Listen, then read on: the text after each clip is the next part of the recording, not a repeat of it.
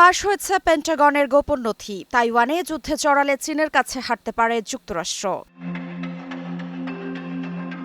তাইওয়ানকে কেন্দ্র করে যদি যুদ্ধ শুরু হয় তাতে কি যুক্তরাষ্ট্র চীনের কাছে হারতে পারে? বিশ্বের সবচেয়ে শক্তিশালী সামরিক বাহিনী হিসেবে পরিচিত মার্কিন যুক্তরাষ্ট্র কি এখন চীনের আধুনিক যুদ্ধ কৌশলের সামনে আর নিরাপদ অবস্থানে নেই?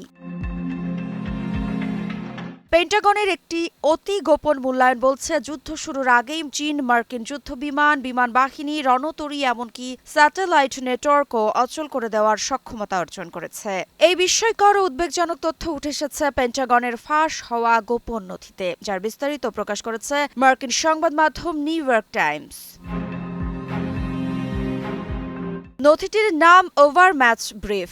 এটি তৈরি করেছে পেন্টাগনের অফিস অফ নেট অ্যাসেসমেন্ট। এই নথিতে স্পষ্টভাবে বলা হয়েছে, তাইওয়ান সংকটে যুক্তরাষ্ট্র সামরিকভাবে হস্তক্ষেপ করলে চীনের কাছে তারা পরাজিত হতে পারে।